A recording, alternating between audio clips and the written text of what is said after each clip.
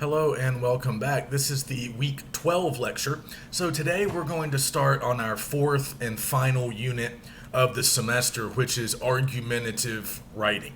This should not be totally new to us. I think we've probably written argumentatively in the past, in previous classes, and even in this class. We have already created arguments of our own in some of our previous essays. So going back to essay 2, we were supposed to have a thesis about our process, and that was also true in essay 3. We were supposed to be making an argument about the two things that we were comparing. So we are not strangers to argumentative writing. We've already been doing it a little bit, but with these previous assignments, we had different areas of focus. We were thinking more about analysis or comparison or narrative going back to the beginning of the semester. So now we turn our attention exclusively to arguments. And what we're also adding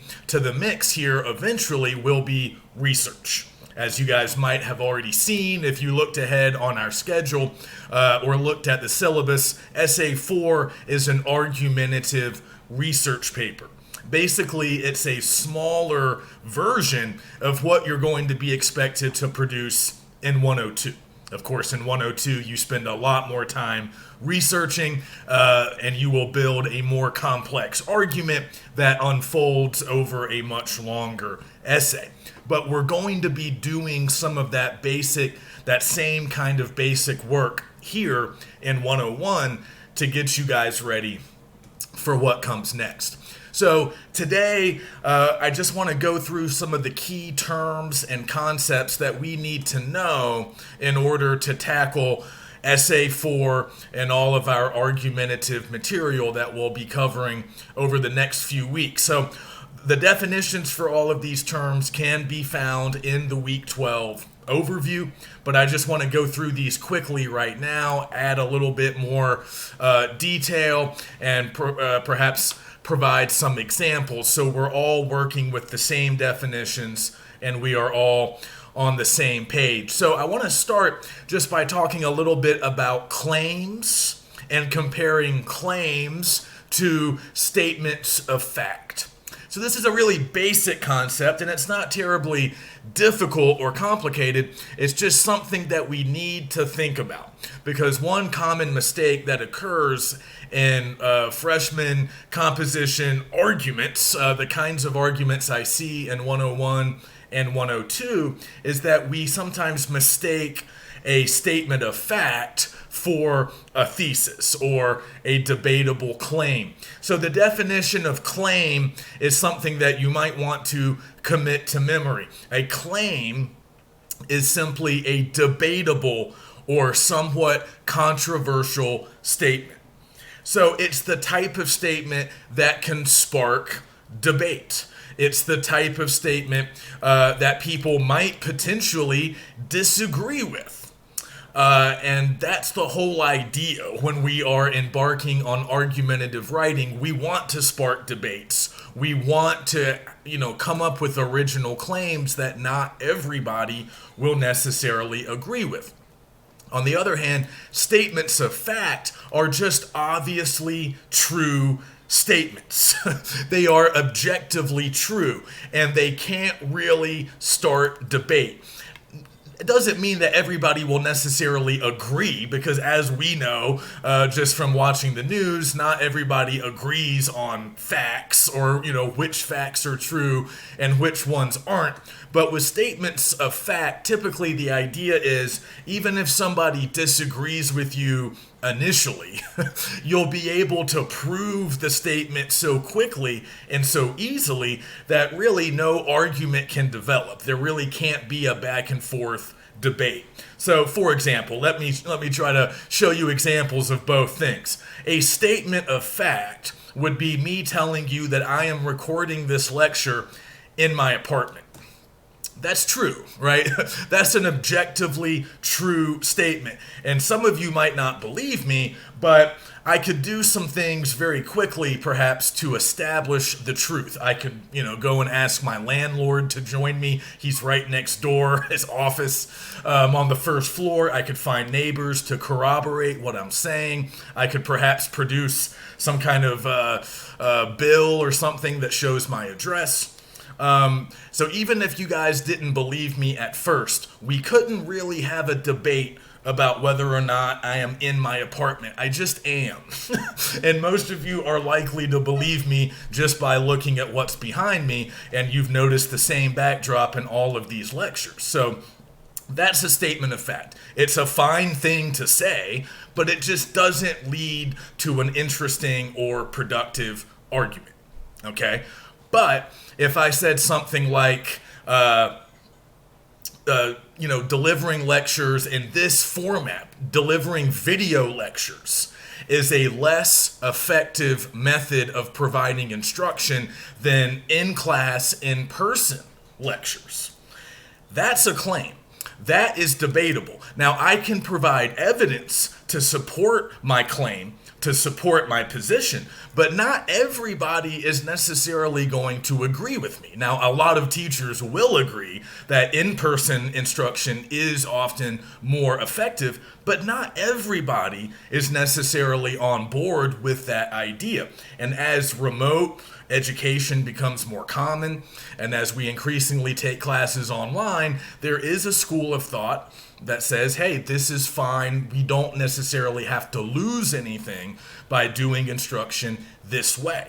I would say my claim represents the majority opinion, at least amongst educators, but it's not so easily proven that I could just, shut everybody down immediately like I could with proving that this is my own home. So something like that, that's debatable, that's controversial. Not everybody's going to agree with me. Some students might disagree with my statement about lectures. Some other educators might disagree. And now we can have a debate.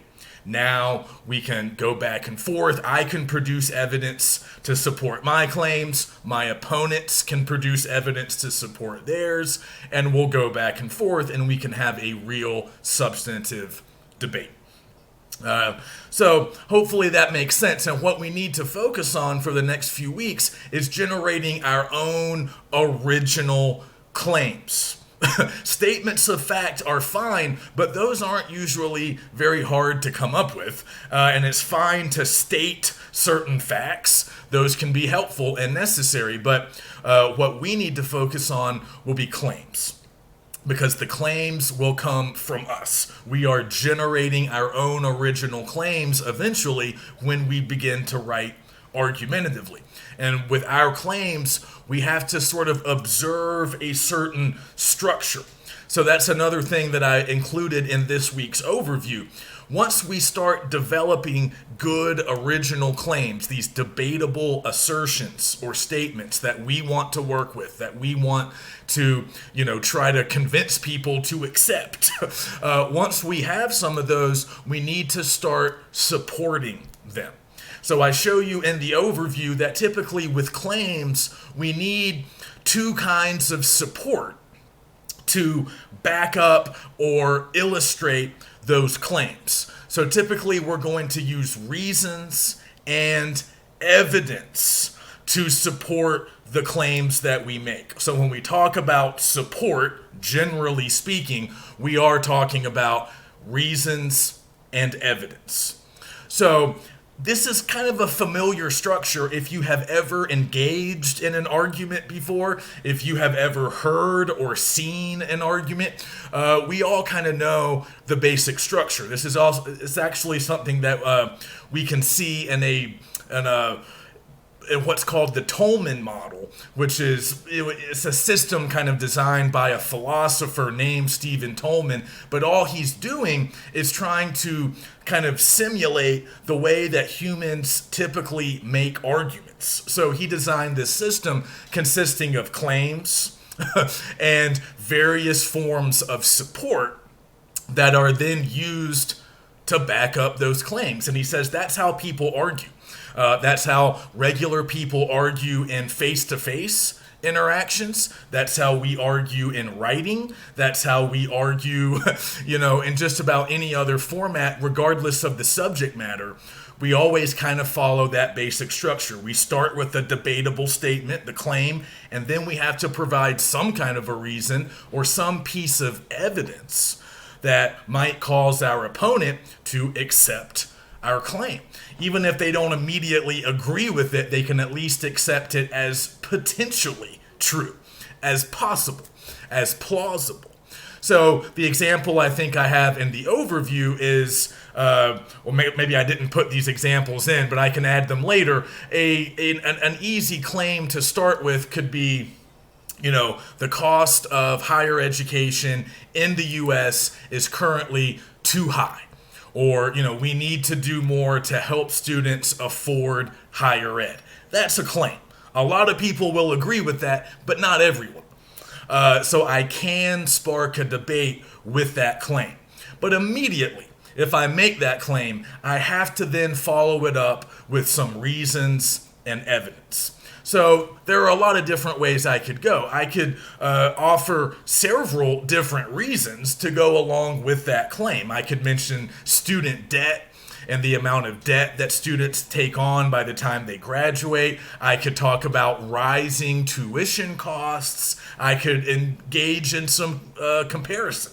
I could compare the cost of college now to, on average, to what it was 10 years ago, 20 years ago, whatever, in order to illustrate this change that's occurred. So I can go in any number of directions. I can interview students. I can interview admissions officials, other people that could perhaps provide insight or could verify that it is, in fact, more expensive now than it used to be. And it's often too expensive in certain ways. So I have a lot of reasons at my disposal, and I'll need to provide some evidence. Now, evidence can come in a lot of different forms, as we're going to see, but for a claim like this, I think I would like to grab some statistics, and we call that numerical evidence. So we can grab some stats, some numbers. We can start throwing out the average cost of attendance or the average amount of student debt taken on by a typical graduate. Or we can look at, cost of living versus cost of college. Or we can do some of that tracking of change over time. How much did it cost in the 80s? How much did it cost in the 90s? How much does it cost now? So we could provide a lot of different numerical evidence, a lot of numbers, a lot of stats, but I could also provide other evidence. If I sat down with students, if I interviewed people, talked to real students, like I said earlier, that's another form of evidence. I can actually tell people stories. Those are like anecdotes or extended examples.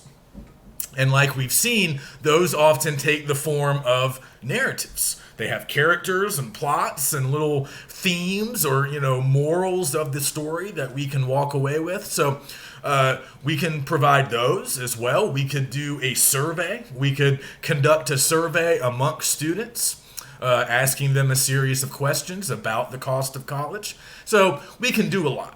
And it kind of depends on what information we have and what areas we want to focus on. Are we thinking mostly about, tuition? Or are we focused on the cost of books or housing or other expenses that might come up? So it would just depend on what we wanted to do. But no matter what, we're going to provide at least a couple of reasons, and then the evidence might either be embedded in those reasons or the evidence can come right behind. Often, like we said, in the form of statistics or firsthand accounts from people who have experienced it, interviews, surveys, whatever. So we all kind of know that structure already because we all argue. And we know, even if it's a friendly debate between friends or family members, no matter what your claim is, whether it's about your favorite sports team or who should cook dinner tonight or whatever, you're never just going to make claims. you're always going to join those claims with reasons and evidence. You're going to use that complete package, because otherwise your argument's not going to go anywhere. If you tell your friends or family we should go to this restaurant tonight, they're going to want to know why. You have that part that comes after because.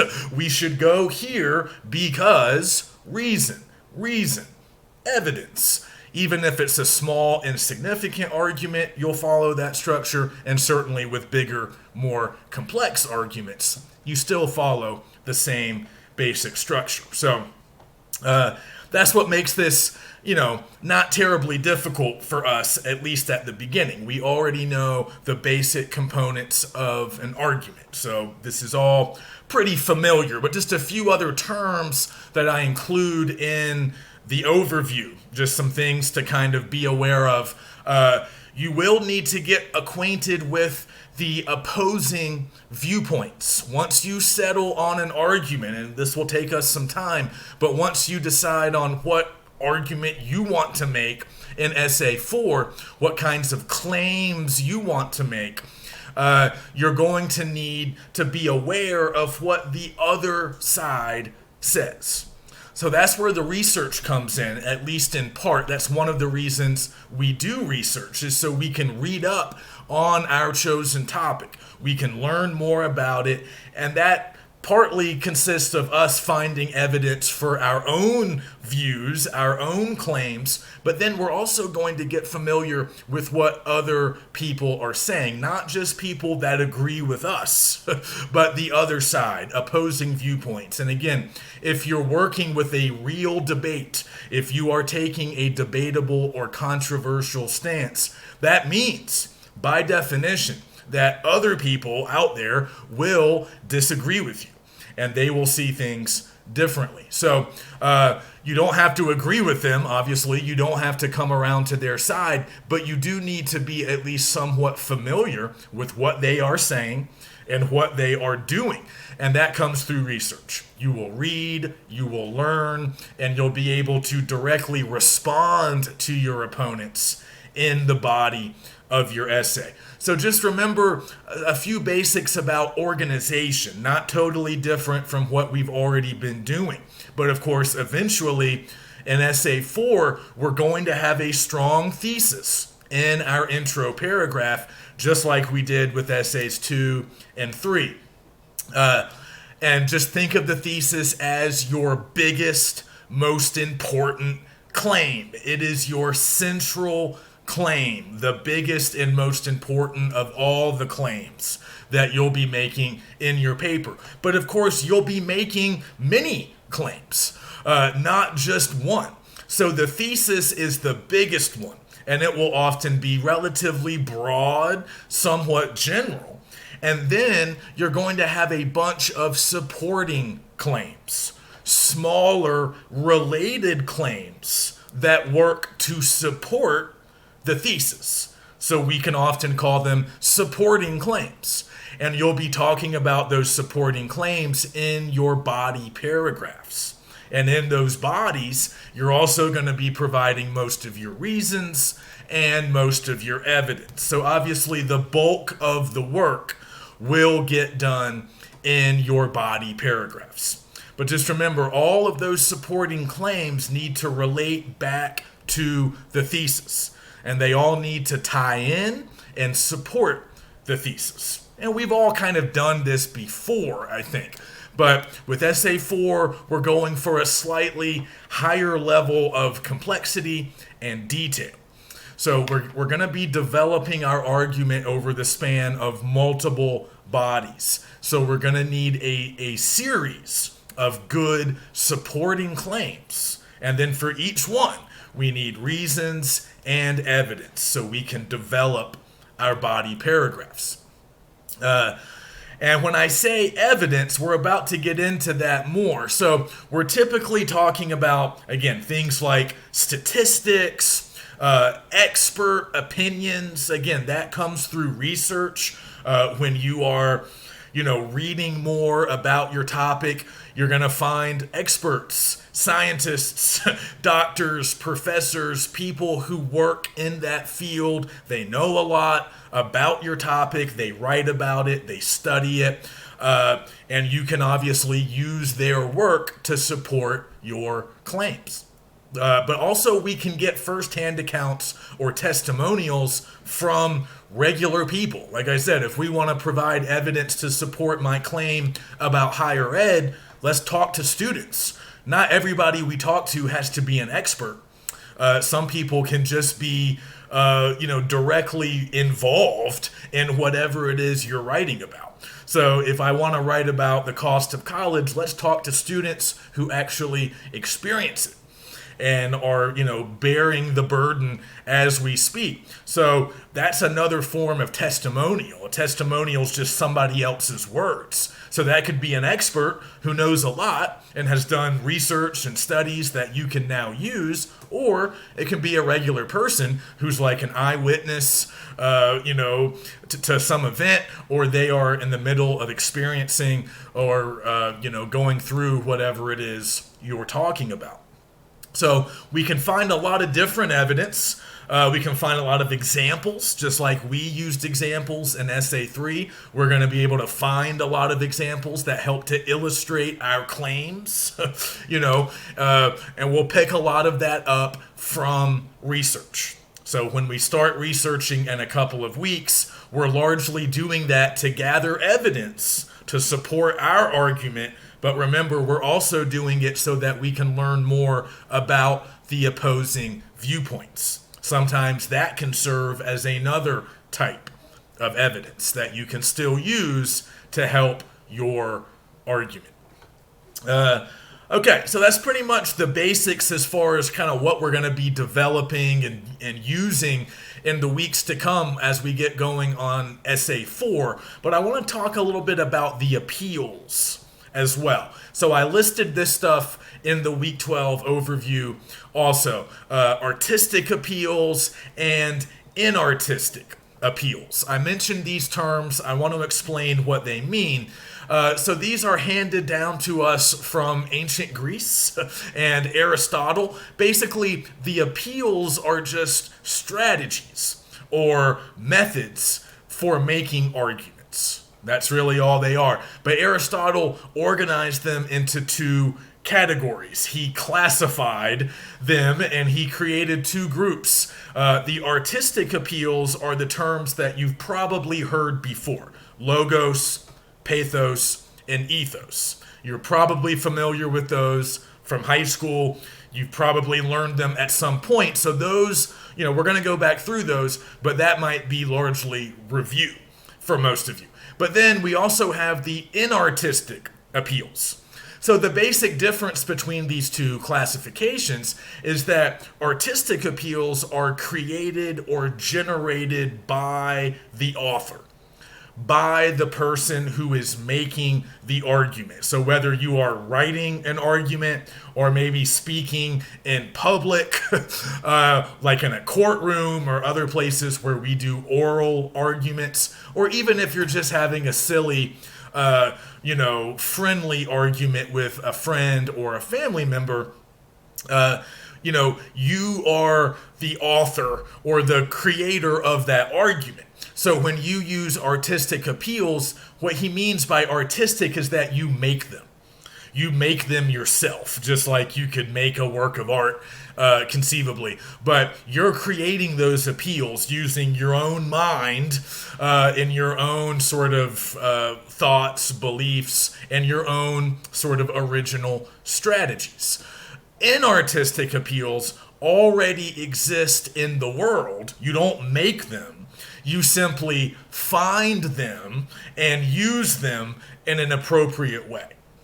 So we can basically consider inartistic appeals to be the most common forms of evidence. And I've just mentioned those most common forms: numerical evidence like statistics, testimonials, both from experts and regular people, examples of various kinds, and there's also even graphical evidence like charts, graphs, diagrams, maybe even pictures and other visual aids. So we're going to see all of those different types of evidence when we conduct research. So that stuff already exists. Those are inartistic appeals. They're already out there in the world. And oftentimes, this is work that's already been done by experts, by people who work in the field, or, by journalists. There's already been interviews conducted. There's already been a survey. There's already been some numbers crunched. The work has often been done by some of these experts, and they've published articles or books about their work. And you just need to find that stuff through research, read it, and then use it as evidence for your argument. That's really all we're doing with an argumentative research paper. The research is there to boost our argument. So we're going to start researching relatively soon, and I'll tell you guys more about how to use the library databases, how to find good academic sources. We can all use Google.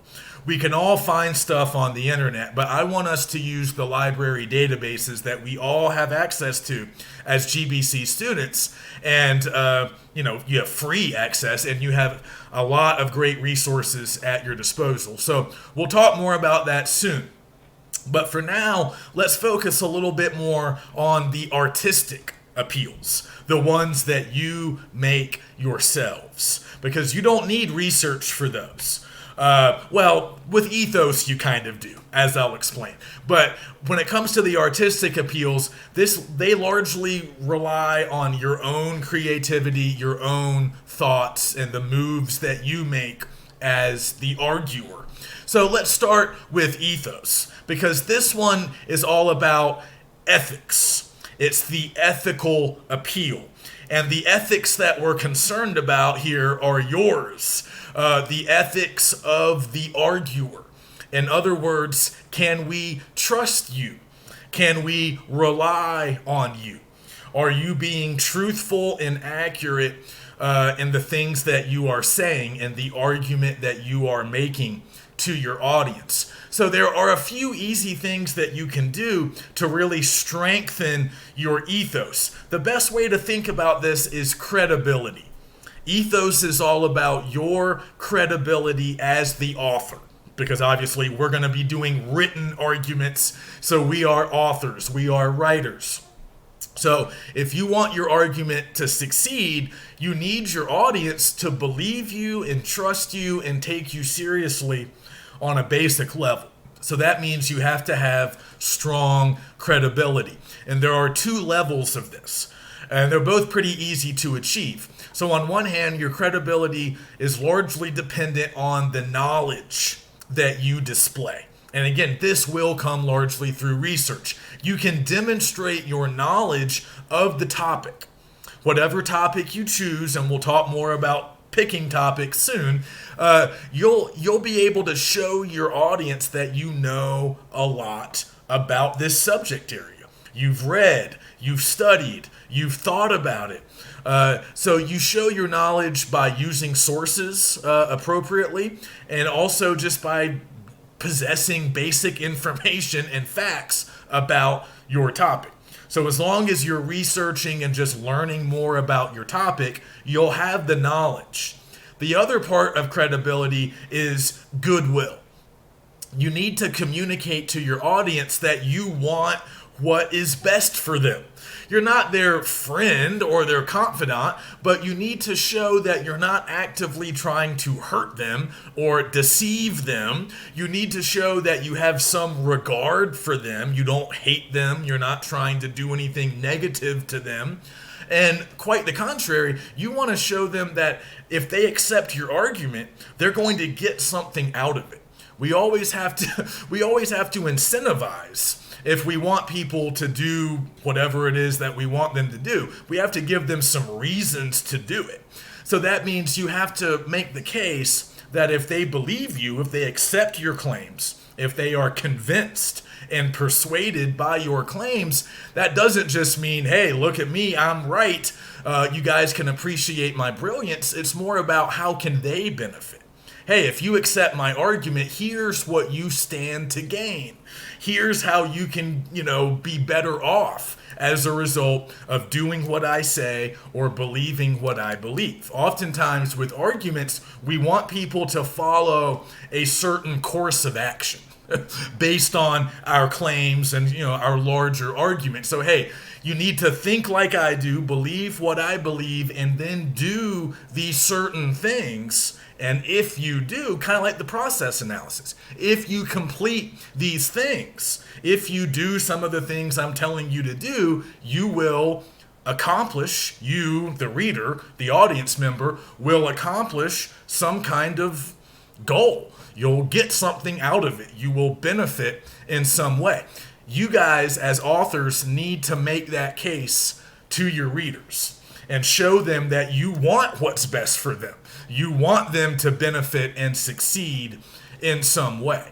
So if you can establish your goodwill and your knowledge, you're going to have pretty good credibility. And that's all ethos really means for us. Now, logos is another one that we can kind of make short work of because it doesn't play a huge role in what we're doing with Essay 4. But logos just refers to a logical appeal.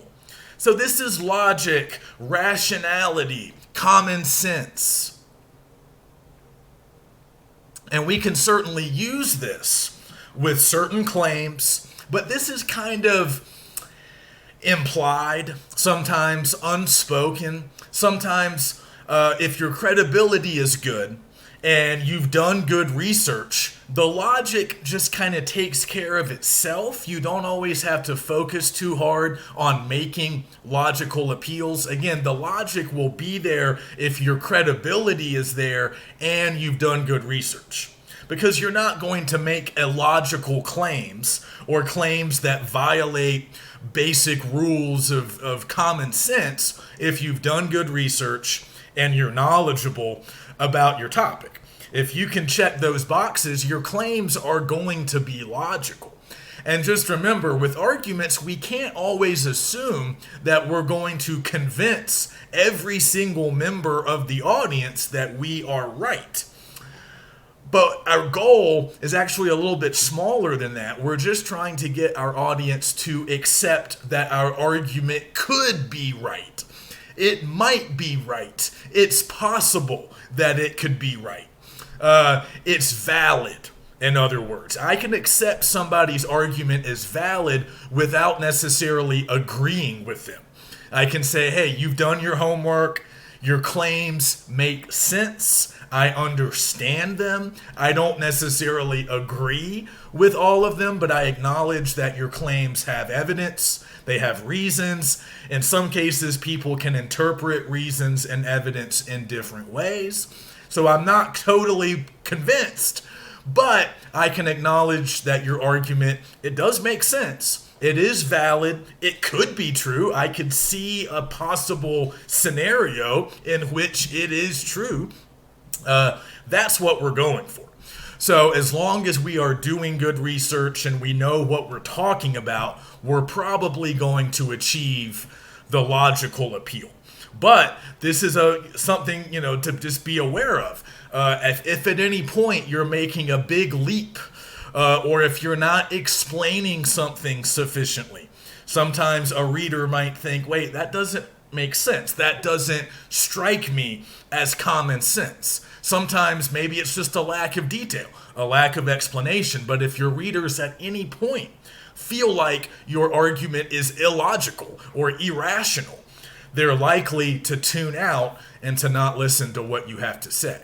So make sure your logic is sound, and that's usually pretty easy if we're doing good work otherwise. And then finally, pathos. This is the one that I want to spend the most time on because it's the most powerful of all the appeals, artistic or inartistic. So pathos means a pathetic appeal.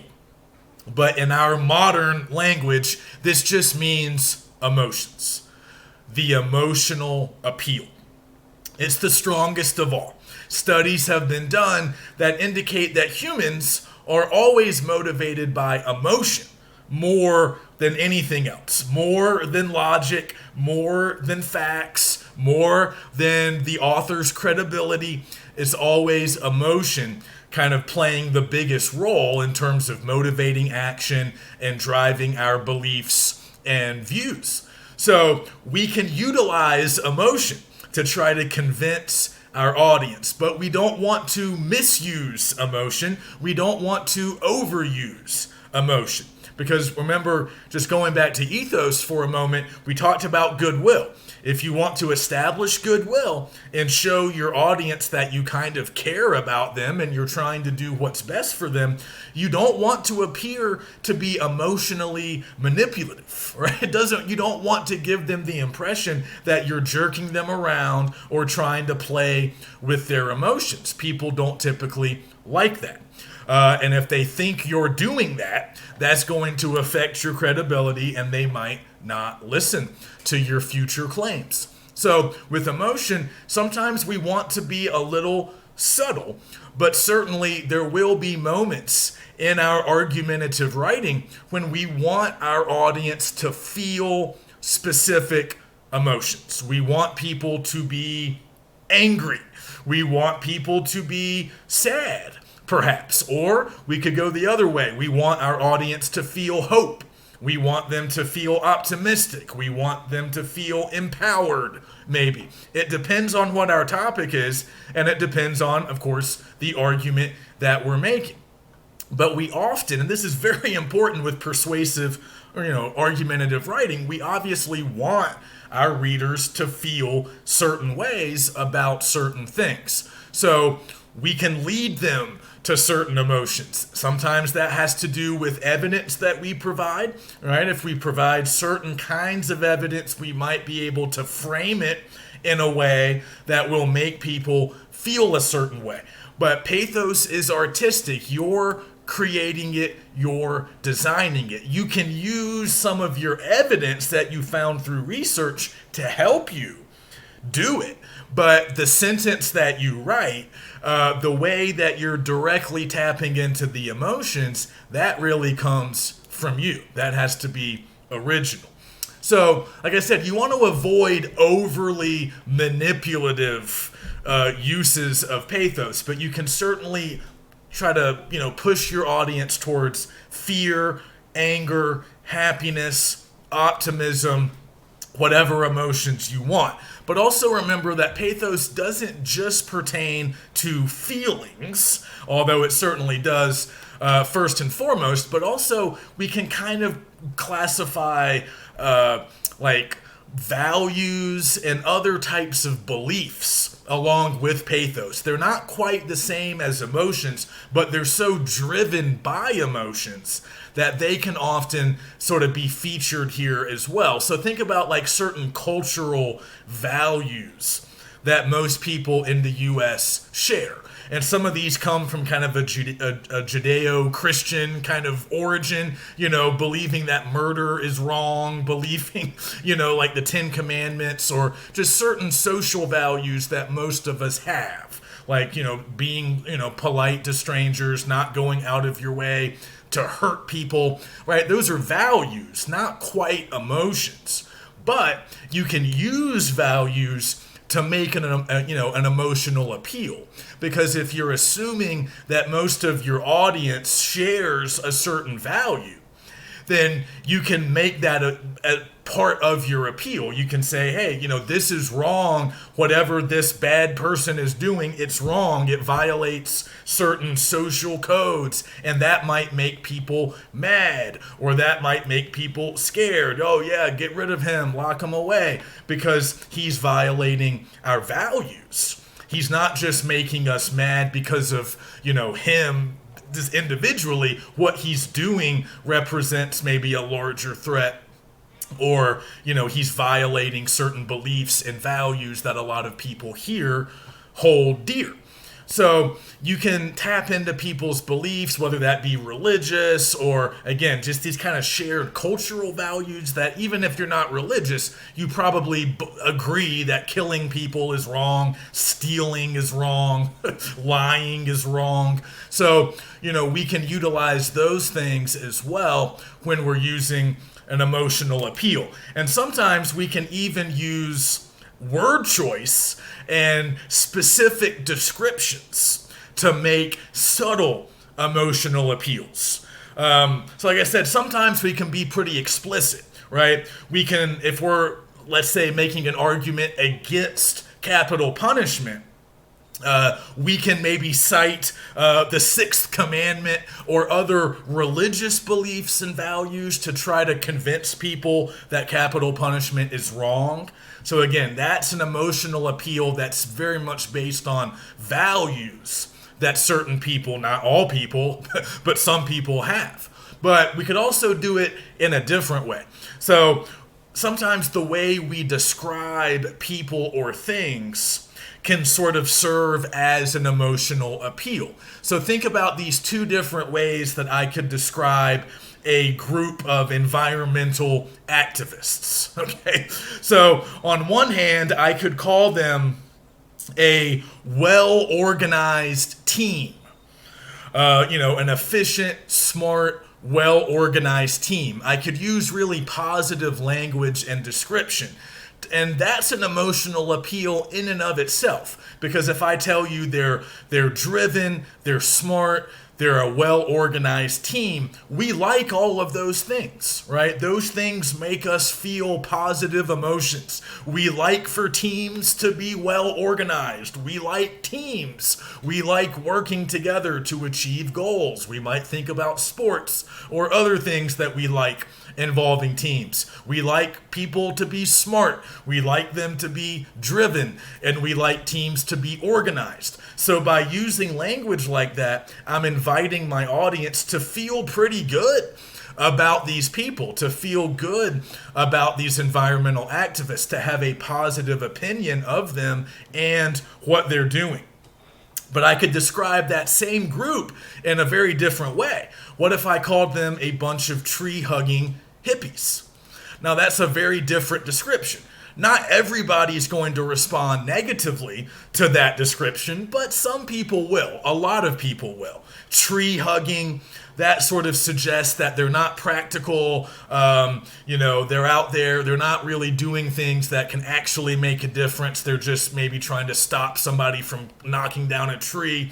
And if we call them hippies, that might rub some people the wrong way. They might think that they're lazy or just smoking pot all the time and not working hard. We're certainly not calling them well organized anymore. We're not calling them smart, driven, or any of those things. So by using that kind of different language, a kind of negative language with negative connotations, we're inviting our audience to feel very differently about these people. Oh, they're lazy, they're kind of aimless, they don't know what they're doing. So language matters. The way we describe things matter. Those can contain emotional appeals. But again, just be careful, because if people think that you are manipulating them in some way, they typically don't like that. So that's enough for today. Remember, the artistic appeals come from you, and the inartistic appeals will largely come through the research that we're doing, the testimonials, the numerical evidence, and everything else that we find through research. And we can even generate some of our own sources. So in some ways, we can be a little artistic, even with inartistic stuff that's typically thought of as inartistic. So we can conduct our own interviews. We can conduct our own surveys. Typically, we rely on other people's work when it comes to that stuff. We find interviews or we find surveys online through research, but we can also generate that stuff ourselves. And if we are ever an eyewitness account to a major event or something that we're arguing about, we can obviously use our own experiences as well. Those things can also work sometimes as evidence. But usually, when it comes to inartistic stuff, we're going to find that through research. So next week, we're going to work a little bit more on developing our own original claims, and we're also going to choose topics. So next week is all about figuring out what we're going to write about for Essay 4. And this will involve the book. So we're actually going to be choosing an essay from the book that we want to either agree with or disagree with. And that's going to be the starting point for our own arguments. So anything in the book is fair game. You guys can start thinking about this right now. Any essay in the book, whether we have read it as a class or not, whether it's been assigned or not. There's 50 to choose from, obviously. If you cover stuff that we've read in class, that's fine. Just don't recycle old discussion posts. You can certainly revisit a text that you've already read and already written about. But we're going to be doing a lot more now. And the text really is just going to be a jumping off place for our own arguments. So that's how we're going to arrive at our own topics. So you might want to start thinking about which essays you like, which essays you might want to jump into and use, and then next week I'll tell you how to figure out exactly what your topic is and how to start thinking about your thesis. So let me know if you have any questions, and I will see you next week.